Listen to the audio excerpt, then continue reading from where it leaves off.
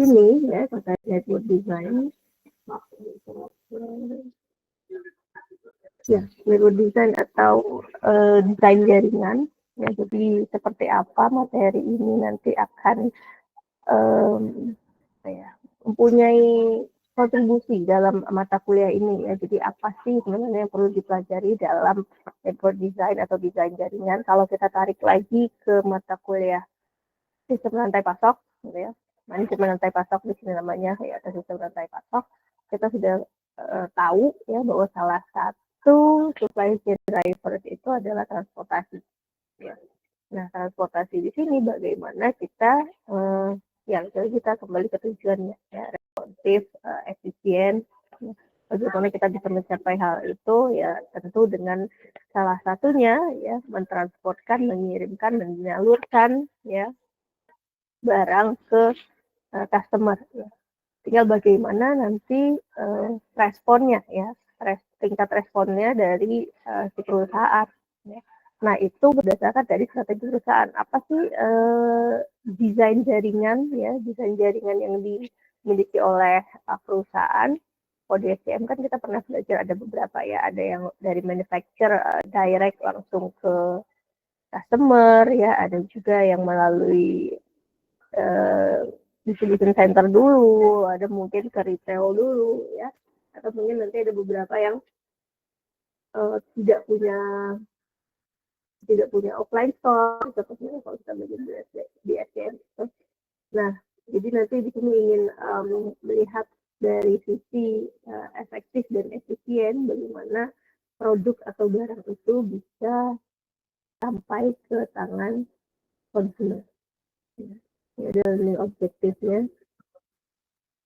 Ya, ada dua learning objektif yang ini nanti materi ini kaitannya nanti juga akan dengan seperti apa kita ngomongin nanti ya pemodelan ya dalam model jaringan. Kalau di OR juga kalau kita kaitkan di OR tadi juga pernah belajar beberapa contoh masalah jaringan ya, ada source spread ya, ada maximum flow dan beberapa contoh yang lainnya. Nah di sini juga nanti akan kita pelajari ya, untuk masalah jaringan yang ada di dalam sistem transportasi dan distribusi itu sendiri. Oke, capaian pertama yaitu mahasiswa ya mampu menjelaskan pentingnya pemodelan jaringan ini dalam satu ya transportasi dan distribusi. Kenapa? Ya, itu tadi untuk mencapai apa yang menjadi tujuan perusahaan. Oke, kata-kata ingin mengirimkan produk, udah sampai produknya dari perusahaan ke katakanlah ke konsumennya ya.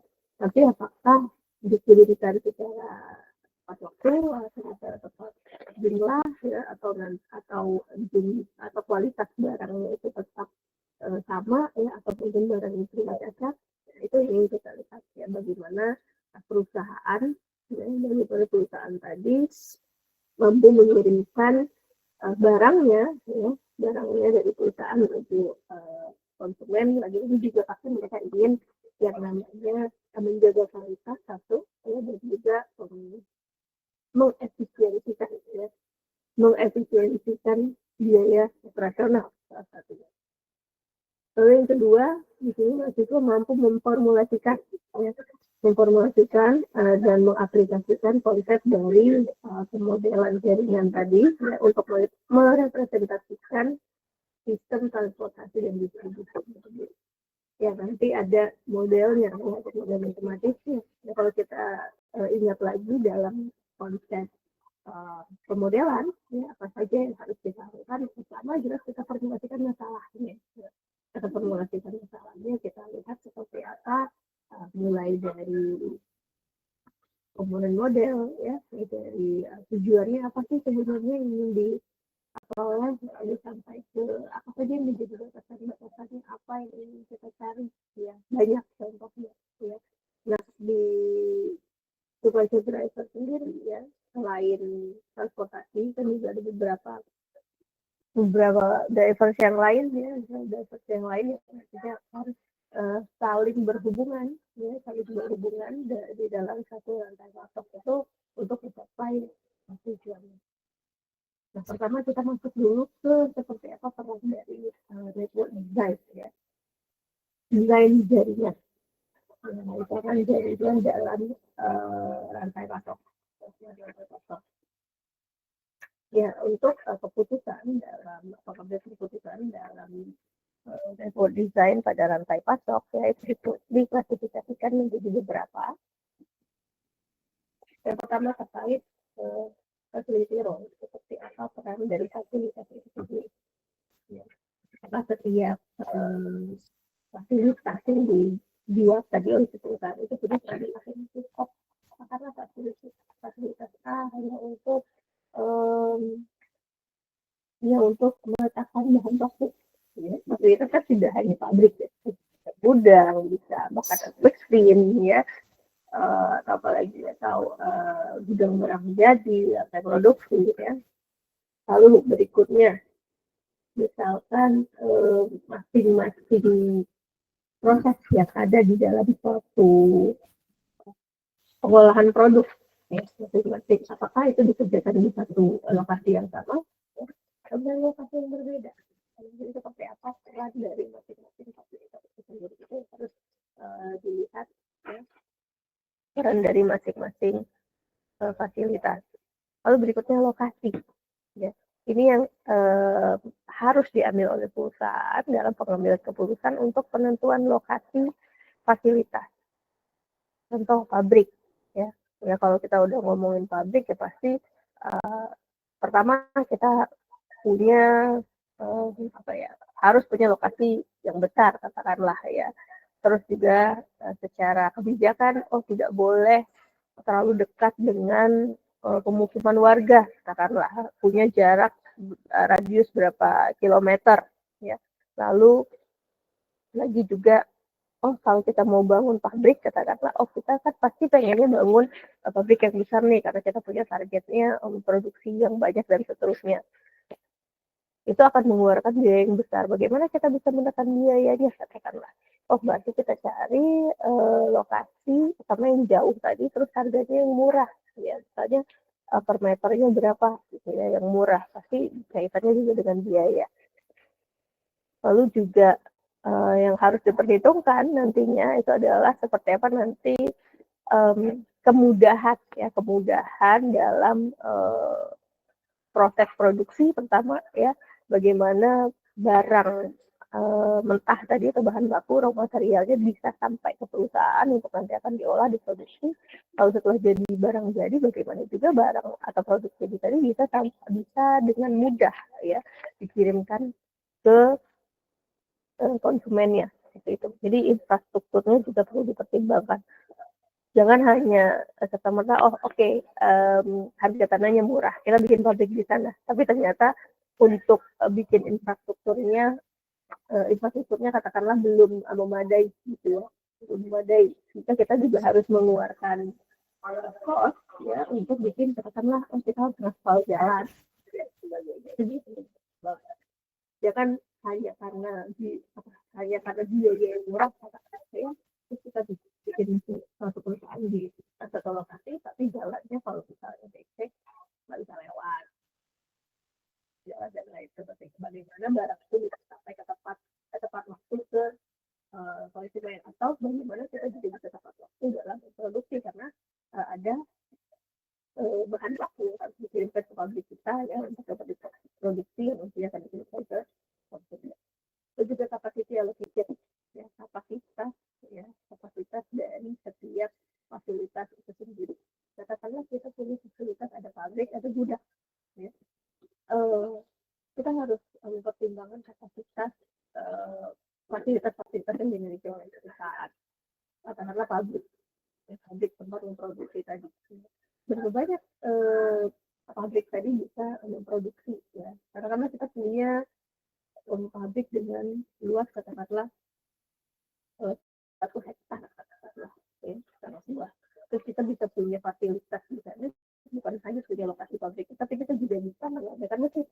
Kita punya mesin sebanyak 500 mesin, katakan 500 mesin pasti punya kapasitas masing-masing. Itu juga yang harus diambil keputusannya untuk dapat memenuhi dapat memenuhi permintaan ya dari si konsumen.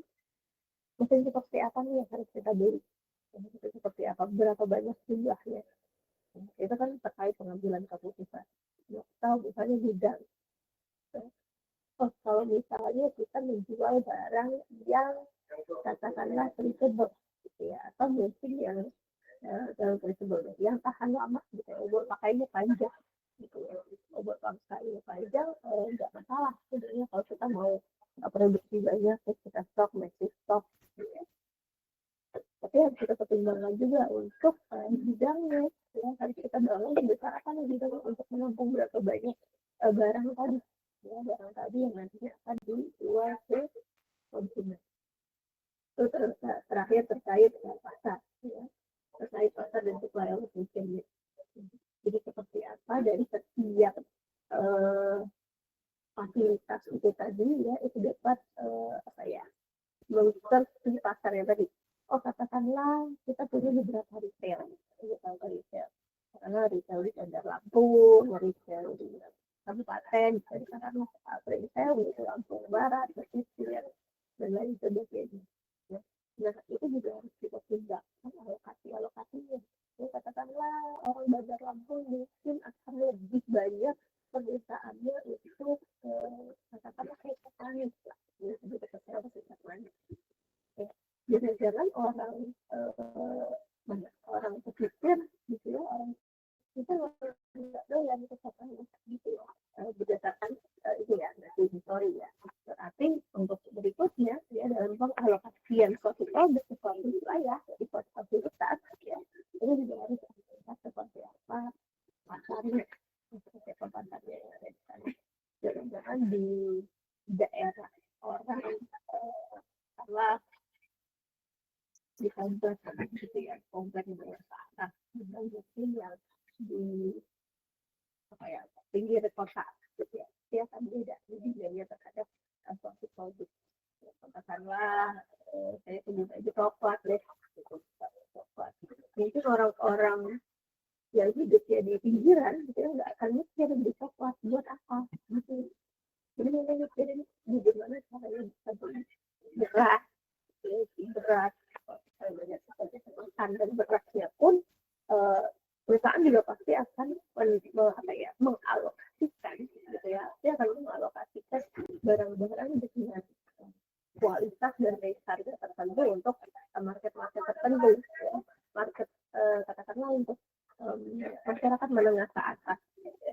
Masyarakat menengah ke atas mungkin akan beli dengan harga yang katakanlah katakanlah 100.000 per 5 kilo gitu ya, itu mungkin untuk kelas menengah ke atas. Kalau menengah ke bawah mungkin pasti akan mencari harga yang lebih dari itu ya. Kalau misalnya yang harga 100.000 tadi kita taruh di tempat kelas menengah ke bawah belum tentu kejual gitu kan, karena itu tadi pentingnya ya dalam pengalokasian market tadi di setiap fasilitas. Ya ini beberapa peran yang berperan dalam network design tadi ya, desain jaringan dalam rantai pasok, bagaimana bisa menempatkan peran dari masing-masing fasilitas yang ada di dalam rantai pasok tadi ya itu secara tepat. Ya, fasilitasnya kan ada banyak ya, ada pabriknya mau bisa taruh di mana, distributor centernya mau taruh mana, gudangnya mau ditaruh mana, atau apalagi retail yang mau ditaruh di mana gitu ya. Itu kan bergantung dari seperti apa supply chain atau rantai pasok yang nantinya dijalankan oleh perusahaan. Jangan-jangan perusahaan hanya ingin menggunakan desain manufacture direct to konsumen, pasti kan mereka hanya tinggal membuat pabrik dan hanya menyediakan pabrik ya, bisa jadi gudang, bisa jadi tidak juga tergantung seperti apa jenis produknya yang pasti salah satunya ya. Lalu mereka bisa saja nanti menyediakan moda transportasinya seperti apa sih transportasinya ya. Kalau misalnya dalam jumlah besar yang harus dikirimkan dengan frekuensi katakanlah yang cukup sering gitu ya, dalam satu minggu mungkin bisa 2-3 kali ya, dibuat komparasinya bagaimana kalau misalnya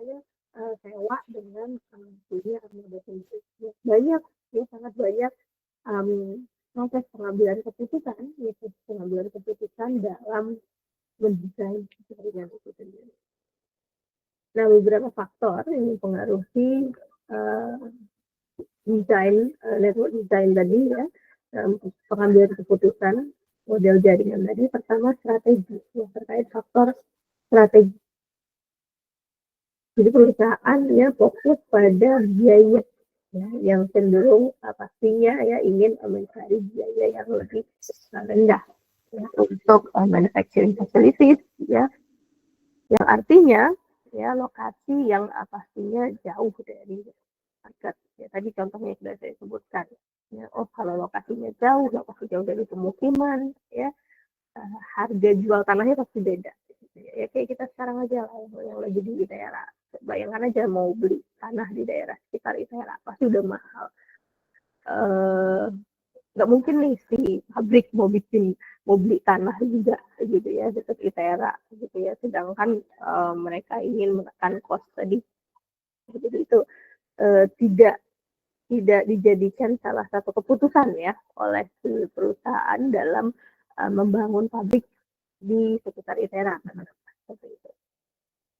Nah, contohnya ya electronic manufacturing, yaitu seperti Foxconn dan Flextronics ya. Mereka berhasil ya dalam bagaimana menyediakan lokasi ya, menentukan pengambilan keputusan dalam menentukan lokasi untuk mengassembly produk-produk elektroniknya tadi ya. Ada juga perusahaan bahkan ya menggunakan pihak ketiga contohnya waktu itu di supply chain itu Motorola kalau tidak salah ya. Motorola menggunakan pihak ketiga, jadi secara facility ya mereka tidak punya pabrik gitu ya, mereka menggunakan pihak ketiga untuk dapat memproduksi barangnya gitu ya. Atau mungkin contohnya perusahaan furniture di Amerika waktu itu ya, supaya mereka lebih dekat dengan raw materialnya, katakanlah mereka butuh kayu jati gitu ya, mungkin kayu jati banyak di Indonesia, jadi mereka bikin facility-nya yaitu pabriknya di Indonesia gitu ya, di Indonesia. Supaya apa? Supaya dalam proses pengiriman bahan bakunya tidak terlalu jauh ya, mereka cukup bikin pabrik di Indonesia dengan yang mungkin harga tanah di Indonesia dibandingkan dengan tanah di Amerika pasti lebih besar di sana gitu ya. Mending mereka bikin pabriknya di sini, mereka produksi di sini ya, tinggal nanti seperti apa dalam pendistribusian ke konsumennya ya. Lalu contohnya juga ya Zara ya, perusahaan apparel dari Spanyol ya, mereka punya apa ya, fraksi yang besar ya dalam kapasitas produksi di Portugal dan Spanyol ya, sehingga harganya lebih mahal di sana ya. Jadi seperti apa sih strategi yang dibuat oleh si perusahaan ya, untuk membuat merancang diri kan, karena mungkin Toyota gitu ya, sebenarnya Toyota itu punya sekarang ya punya pabrik di yang berlokasi di beberapa belahan dunia ini ya, yang masing-masing nanti akan supply menyediakan ya, melayani marketnya di wilayah masing-masing.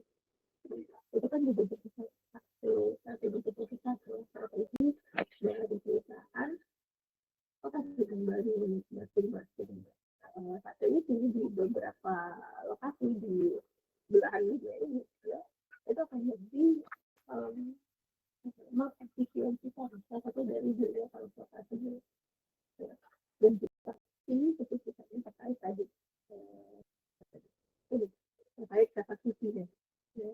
Oh, jangan-jangan ternyata kalau mungkin minatnya di Indonesia banyak, jadi bikin pabriknya di Indonesia besar gitu ya, tahu pabrik ternyata di Indonesia seperti apa ya. Oh, mungkin di Amerika gitu ya, atau mungkin di mana Thailand gitu ya. Dari Thailand kan mungkin juga cukup besar ya, cukup besar negara sebagainya. Jadi bisa saja si ternyata tadi 200 juta dari kapasitas mungkin lebih besar, tergantung di mana mereka membangun fasilitasnya. Itu dari segi strategi ya, bagaimana strategi yang dikeluarkan oleh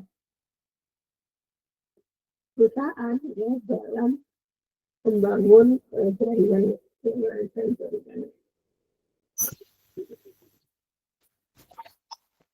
Lalu berikutnya dari faktor teknologi. Ya. Nah, dari faktor teknologi ini ya, ini punya akan dibilang dampak yang signifikan ya dalam penentuan pengambilan keputusan dari teknologi. Kita production teknologi ya itu punya tadi ya dampak yang signifikan terhadap economic of scale ya, itu secara lokasi akan lebih efektif ya, secara teknologi. Bayangkan dengan adanya teknologi sekarang kan sangat terbantu gitu ya. Kalau kaitannya dengan teknologi pasti kita kaitannya dengan salah satunya yaitu information ya.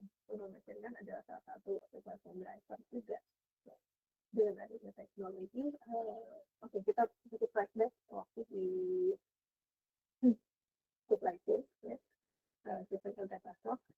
Ada satu perusahaan yang bahkan saya menekan yang lainnya hanya untuk membeli satu teknologi teknologi yang di katakanlah itu tadi ya, itu sangat punya dampak yang signifikan ya, kaitannya dengan ekonomi dengan biaya ya. Kita mengeluarkan biaya yang besar dalam membeli teknologi tadi, tapi dengan teknologi tadi kita sangat terbantu. Katakanlah ini bahkan saya nggak jual, terus proses produksi kita tahu tepat, kita juga bisa tahu data real time ya, tahu data real time seperti apa kita harus membeli barang mentah ya, raw material kapan kita harus beli, berapa jam kita harus beli, ini produksinya seberapa banyak, distribusinya kapan, kemana, menggunakan apa, dan seterusnya ya.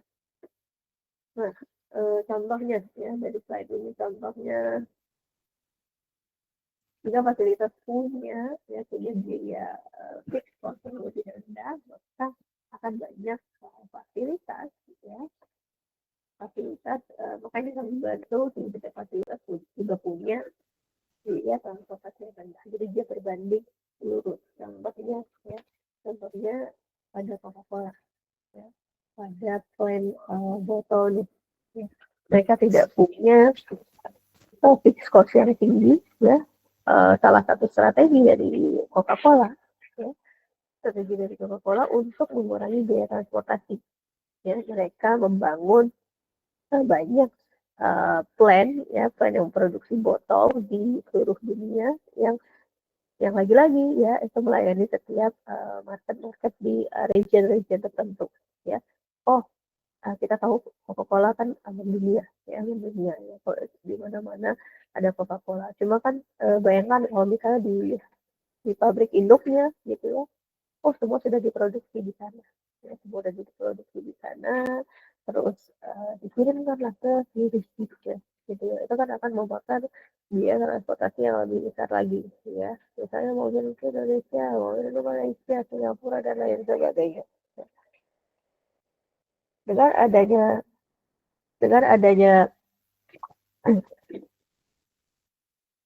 adanya fasilitas-fasilitas ya, yaitu salah satu plan tadi yang dibangun di masing-masing lokasi yang tersebar di seluruh dunia, kita akan mengurangi biaya transportasinya. Oke, benar Bu, biaya transportasinya kurang, tapi kan biaya biaya bangun fasilitasnya kan besar gitu ya. Iya, fasilitas ini memang akan lebih banyak gitu ya. Tapi kalau kita bandingkan untuk bangun fasilitas tadi ya, fasilitas tadi kan itu kita punya biaya di awal yang harus kita keluarkan. Dan setelahnya ya maintenance, ya mungkin maintenance dari pabriknya, katakanlah atau gudangnya, gitu ya. Itu kan sudah variable cost namanya. Ya, kalau di awal tadi kan fixed cost, ya. Fixed cost kita bangun berapa nih biaya tetap kita yang harus kita keluarkan untuk bangun pabrik botol di Indonesia, gitu ya. Terus gimana biaya maintenance-nya, ya overhead cost-nya seperti apa? Jika variabel cost-nya seperti apa? Bayangkan kalau misalnya kita harus mengirimkan dari pusat gitu ya, dari pusat Coca-Cola ke seluruh dunia, ya akan berapa banyak pergerakan transportasi distribusi dari Coca-Cola ke seluruh dunia, akan sangat banyak variabel cost kita yang nanti akan kita keluarkan, ya.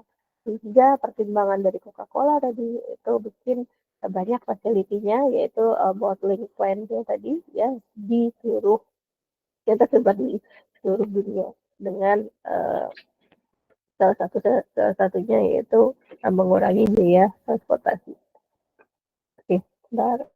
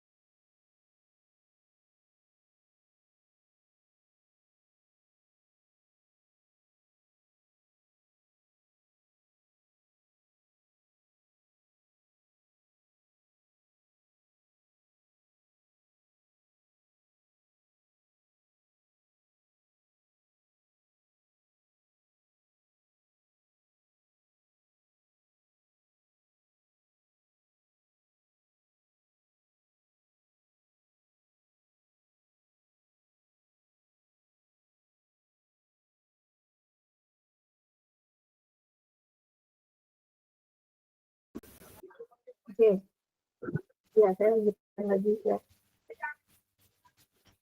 Oke, faktor berikutnya itu terkait makroekonomi, segi makroekonomi, ya, termasuk di sini ada yang katanya pajak, ya, pajak, ya, ya juga shipping cost, ya. Pertama terkait tarif dan juga pajak.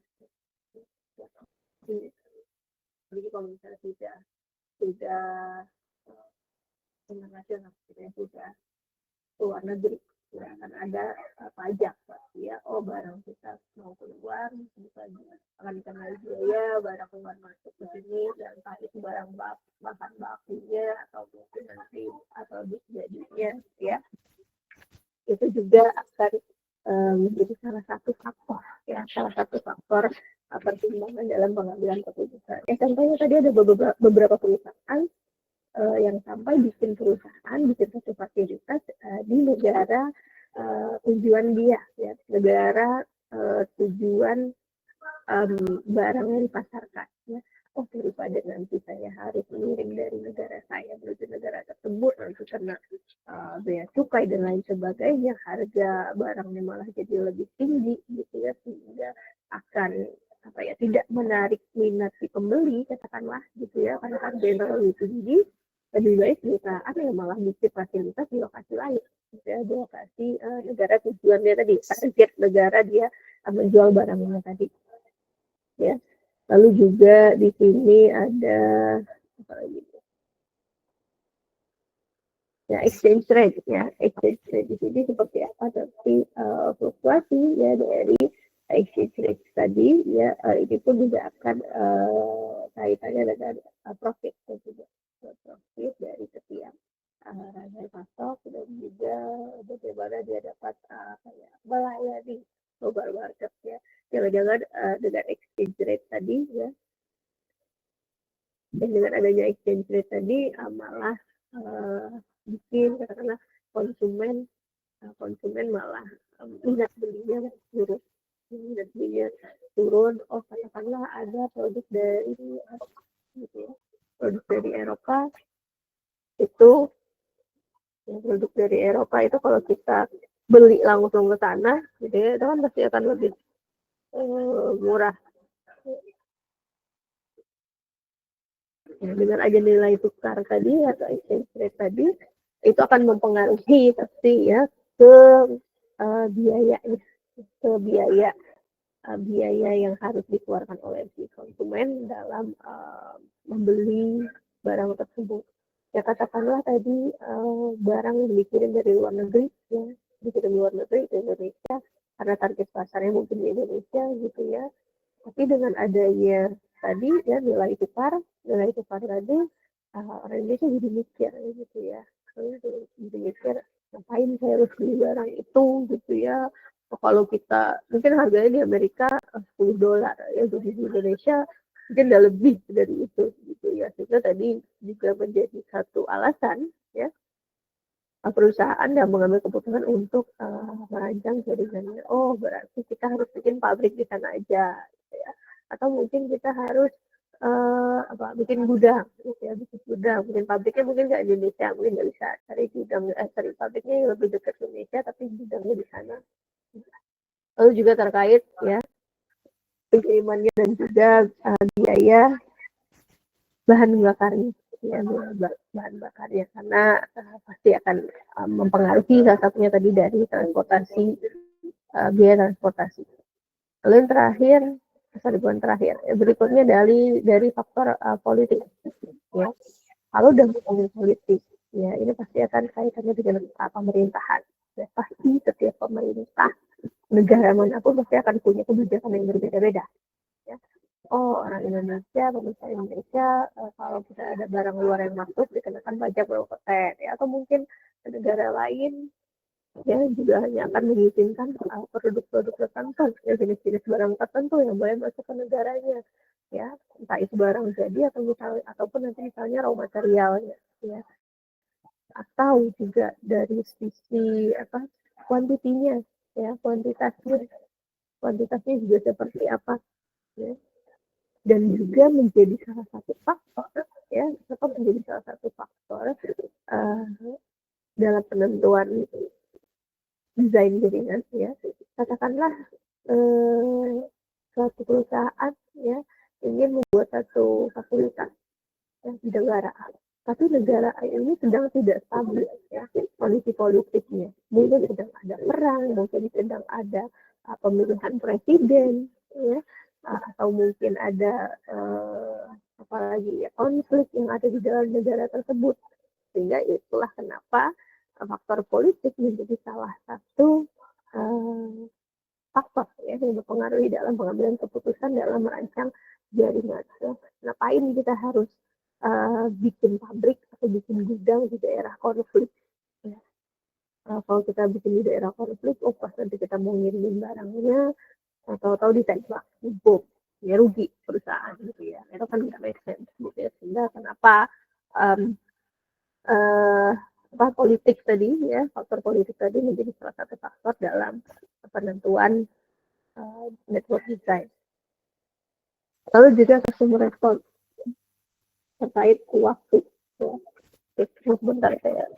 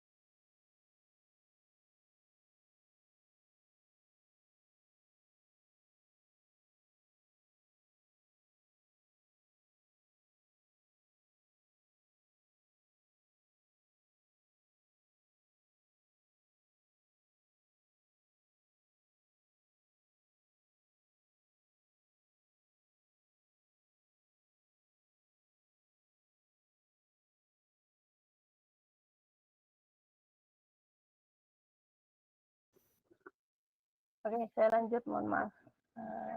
Tadi sampai di faktor customer response time ya. Jadi juga terkait customer response di sini berarti sudah bagian customer service ya, seperti apa waktu respon tadi ya, waktu respon tadi yang diharapkan oleh customer. Ya pasti kita sebagai customer pengen cepat tanggap ya di perusahaan ya, dan perusahaan bisa kayak memberikan layanan, memberikan servis yang terbaik untuk si customer, supaya apa ya, supaya customernya bisa tetap loyal gitu ya, loyal terhadap perusahaan. Ya bayangkan misalnya nih kita mau komplain, kita udah beli barang A, kita dapatkan produknya tidak, katakanlah ada yang cacat ya, ada yang cacat, oh kita bisa hubungin kemana nih gitu ya, oh misalnya udah dikasih gitu ya customer service-nya di nomor sekian atau di email ini, sehingga kita nggak harus datang langsung ke toko, kita bawa barangnya ya, katakanlah kita tahu tahu barang yang kita dicetak itu tengah malam, kita baru sempat lihatnya tengah malam gitu ya. Bayangkan kalau kita harus ke toko gitu ya, ke toko kita harus menempuh, ya mungkin kita belinya di luar kota gitu ya, atau di luar daerah yang lain ya, sehingga itu akan memakan waktu, makan biaya gitu ya. Lalu kenapa perusahaan yang menyediakan layanan konsumen tadi ya, bisa by phone, by email dan lain sebagainya. Cuma kadang yang suka menjadi perhatian ya terkait layanan konsumen ini, yaitu waktu respon. Nah, waktu respon yang pastinya kita sebagai konsumen pengen ditanggapi segera gitu ya, terkait komplain. Ya. Nah, tinggal bagaimana perusahaan nanti ya, perusahaan bisa menyediakan gitu ya, menyediakan servis atau layanan yang punya waktu waktu waktu responnya itu singkat gitu ya, dia singkat. Atau mungkin juga bisa dari contoh nih ya, contoh kalau kita beli barang suatu barang kayak merek A gitu ya, kalau kita lihat tuh di satunya untuk lokasi servisnya, oh mungkin pabriknya nggak ada di setiap kota, tapi lokasi servisnya ada gitu ya. Nah, itu kan juga menjadi salah satu pengambilan keputusan, pengambilan keputusan perusahaan dalam merancang jaringannya. Kita ternyata harus bikin lokasi tes jadi A, B, C, D dan seterusnya. Walaupun pabriknya nggak ada di kota B, kota C, cuma di kota A, tapi untuk tetap dapat makanya di konsumen supaya konsumen nggak bisa jauh-jauh nanti ke kotanya jalan atau tutup ya katakan kita bisa nih ya. Bisa tetap datang ke tempat servis laptop X tadi gitu ya, kita nggak harus ke Jakarta dulu atau kemana lagi ke Palembang gitu ya untuk komplain ya, untuk servis gitu ya, untuk mendapatkan layanan dari produk itu tadi. Lalu juga yang terakhir di sini ada terkait logistik ya, logistik dan facility cost. Ya. Ini nanti akan mempengaruhi ya, akan mempengaruhi seperti apa jumlah dari fasilitasnya sendiri ya. Ya kayaknya dengan biaya ya, biaya yang dimiliki seperti apa, seperti apa nanti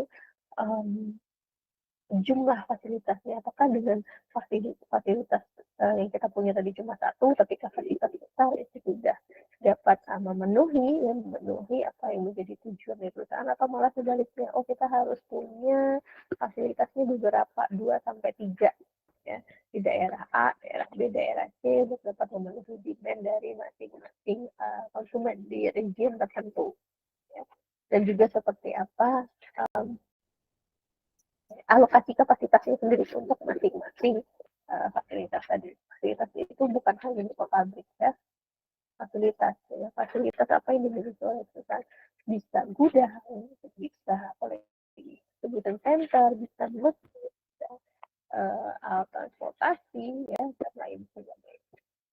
Jadi itu beberapa faktor ya, beberapa faktor yang mempengaruhi dalam perancangan jaringan ya di dalam rantai pasok. Berikutnya ya, framework atau kerangka kerja dalam merancang jaringan ya, dalam pengambilan keputusan dalam merancang jaringan. Ada beberapa tahap yang harus dilewati, harus dilaksanakan ya, beberapa fase dalam menentukan rancangan jaringan. Pertama ya, kita definisikan dulu, kita define dulu seperti apa strateginya, atau seperti apa desainnya ya. Di sinilah kenapa di tahap awal yaitu sudah harus clear, sudah harus jelas bagaimana sih strategi yang harus dimiliki oleh perusahaan ya, untuk dapat memenuhi yang namanya demand dari customer itu sendiri. Ya, strateginya seperti apa? Mungkin strateginya kita punya rantai pasok, kita punya manufacturer, kita punya gudang, kita punya wholesale, mungkin nanti kita punya retail ya, dan lain sebagainya. Ya, di sini harus clear dulu apa sih sebenarnya yang ingin dituju oleh perusahaan, atau mungkin perusahaan ingin barang ini cepat sampai ke tangan customer gitu ya. Bisa saja dia langsung mengirimkan dari manufacturer menuju customer, atau mungkin perusahaan kita punya banyak gudang ya, punya banyak gudang, tapi kita hanya punya satu distribution center, terus kita punya banyak customer. Bagaimana kita bisa mengirimkan barang tadi dari beberapa manufacturer menuju beberapa customer ya, dengan menghemat biaya. Kita gunakan katakanlah cross docking gitu ya, cross docking atau in transit untuk dapat meminimalisir yang namanya biaya transportasi salah satunya ya. Jadi di tahap awal tadi semuanya sudah harus clear dulu ya, seperti apa sih strategi atau desain dari perusahaan itu sendiri. Lalu di tahap kedua ya, define the regional facility configuration. Jadi tujuan dari tahap kedua ini yaitu untuk mengidentifikasi di wilayah atau daerah mana saja fasilitas ini bisa dibangun ya, lalu seperti apa juga perannya, dan juga seperti apa kapasitasnya ya. Jadi pada tahap 2 tadi kita udah nentuin kita manufacture, kita punya distribution center nanti ya, yang nantinya akan digunakan sebagai tempat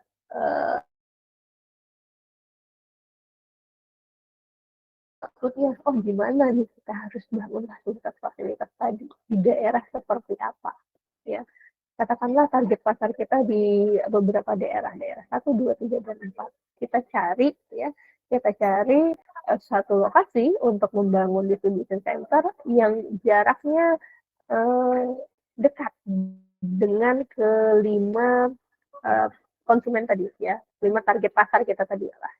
Bagaimana caranya? Oh, salah satunya caranya nanti ya di pertemuan berikutnya terkait location decision. Ya, harus menentukan salah satunya fasilitas ini dibangun ya, di mana sih fasilitas ini dibangun untuk meminimasi jarak mungkin ya, jarak yang nanti mungkin jarak ini kaitannya dengan bisa waktu tempuh, bisa biaya yang dikeluarkan ya, bisa biaya yang lain.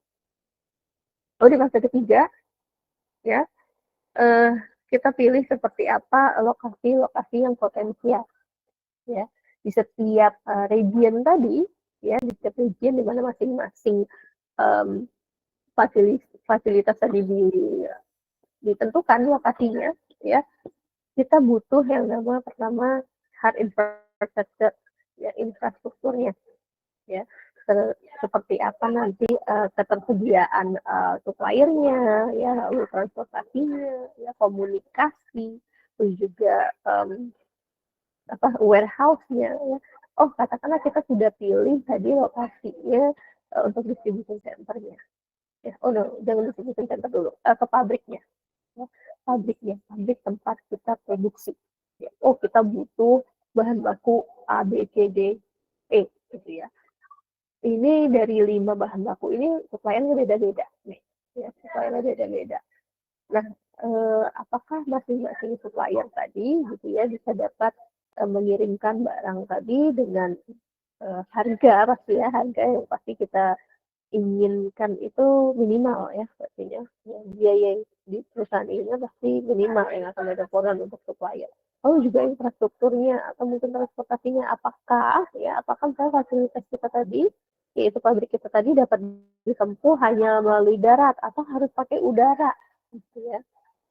Seperti apa sih daerah-daerah potensial yang dapat dilalui oleh katakanlah banyak supplier, lalu moda pun bisa juga mengirimkan bahan baku ke pabrik kita, lalu komunikasinya seperti apa, apakah daerah kita tadi itu gampang untuk dijangkau ya, apakah daerah tadi itu juga bisa dibangun gudang dan lain sebagainya.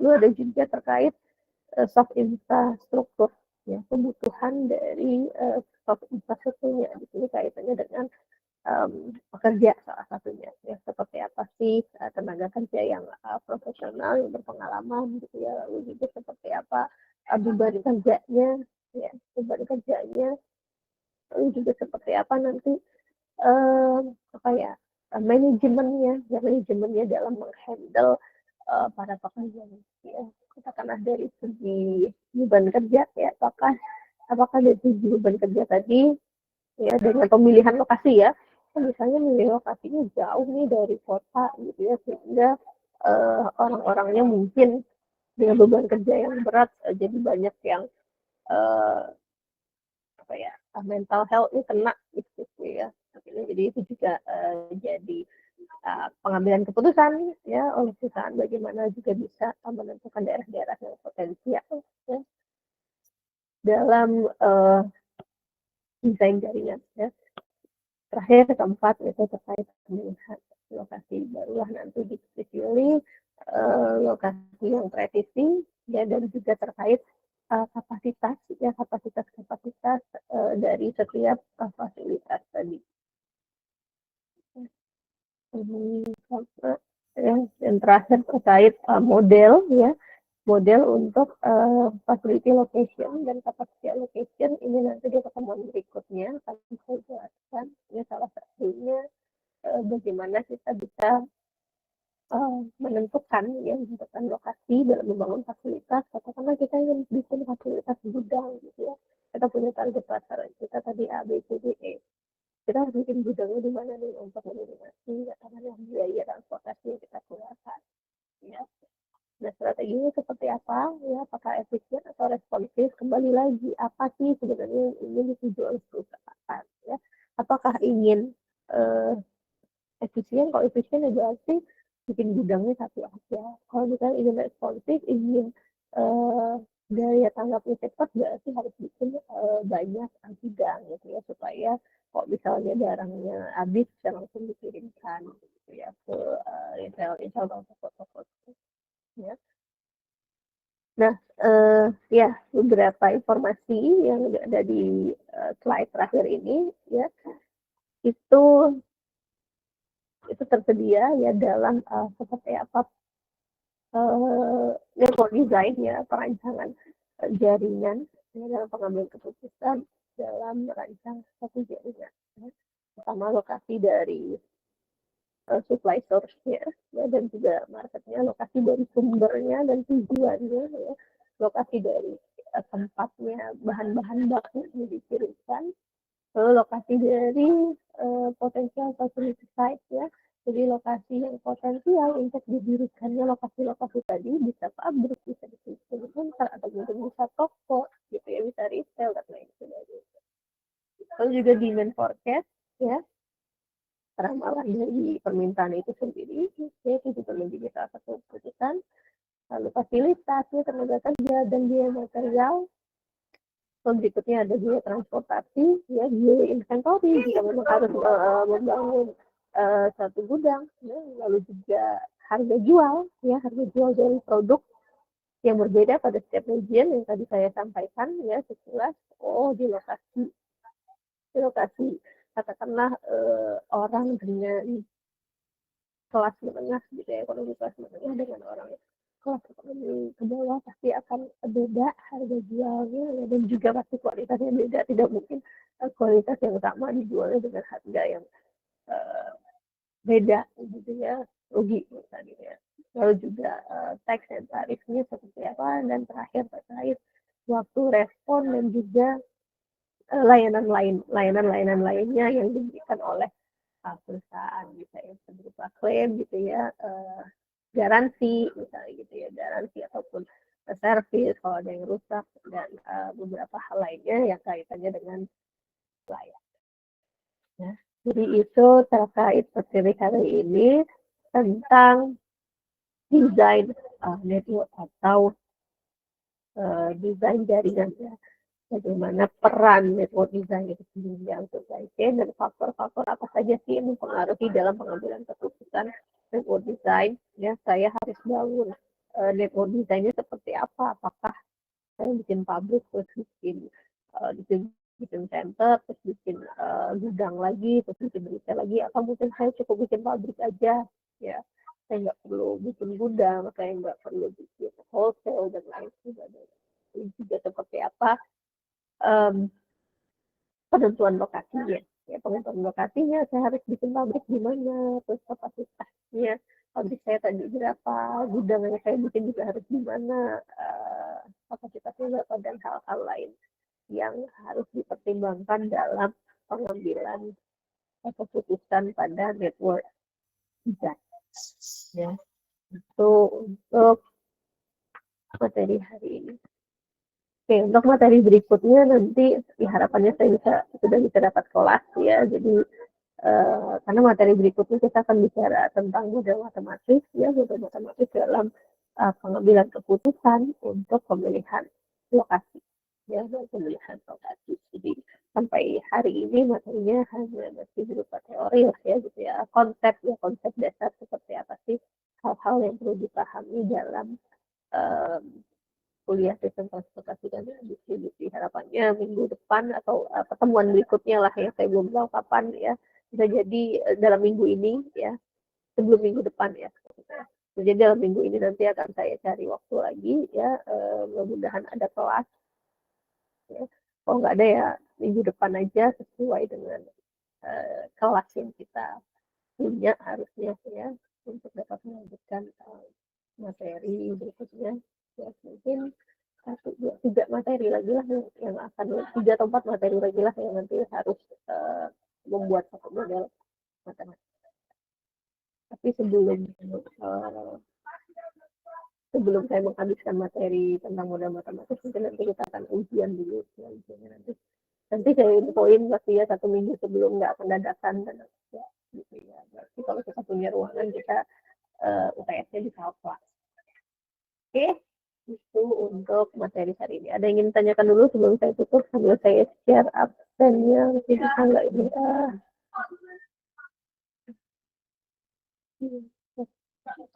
Berarti kelas yang selanjutnya mungkin dari Jumat ya, Bu? Jumat ini, ya, bisa Jumat ini. Pengennya saya offline ya. Saya sambil cari ruangannya, cuma saya jamnya, jamnya selain jam 10 bisa jam berapa lagi nanti didiskusikan ya. Saya takutnya jam 10 saya masih ada rapat gitu ya, jam 10, jadi jam lainnya mungkin nanti bisa kita diskusikan supaya nggak tabrakan dengan kuliah lainnya. Saya lihat di jadwal kan ada yang dinamika sistem ya, kalau nggak salah siang itu ya, mungkin beberapa yang di sini ada yang ngambil itu juga gitu ya. Ya nanti saya lempar lagi di kelasnya untuk kuliah berikutnya. Tapi kalau emang nggak bisa, kita coba di jam 10. Mudah-mudahan saya nggak ada rapat jam 10. Oke, di scan dulu barcode-nya. Baik, Bu. Ibu, maaf izin bertanya. Jadi kemungkinan UTS-nya kapan, Bu? Jumat, kemungkinan Jumat dulu untuk minggu ini. Ya, saya jadwalkan Jumat dulu. Kayak biasa kan saya mintanya Jumat kan. Nah, cuman kan kadang Jumat itu ada dadakan, kadang gitu ya rapatnya. Mudah-mudahan Jumat ini nggak ada gitu ya. Kayak saya kadang tiba-tiba Jumat nggak jadi karena saya ada jadi panggil gitu. Oh, Atau baik, Bu. kalau Berarti ada Jumat yang ini mau minggu, UTS ya? Kenapa, kalau Bu? Sabtu atau Minggu, Kayaknya lebih baik Jumat ya, Bu. Jumat. Oke, ya, ya nanti saya kabari lagi ya. Saya kabari lagi untuk kuliah berikutnya. Oke, sudah semua absennya saya.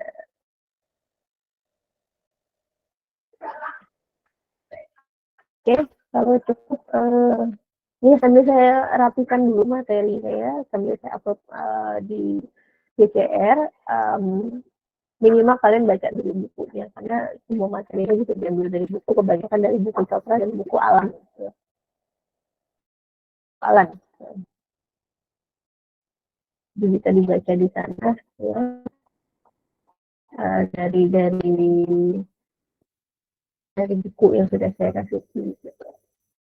Oke, kita aja untuk hari ini kuliahnya, jadi nanti tunggu info berikutnya untuk kuliah dan oke, saya tutup semua. Terima kasih. Selamat siang. Assalamualaikum warahmatullahi wabarakatuh. Waalaikumsalam.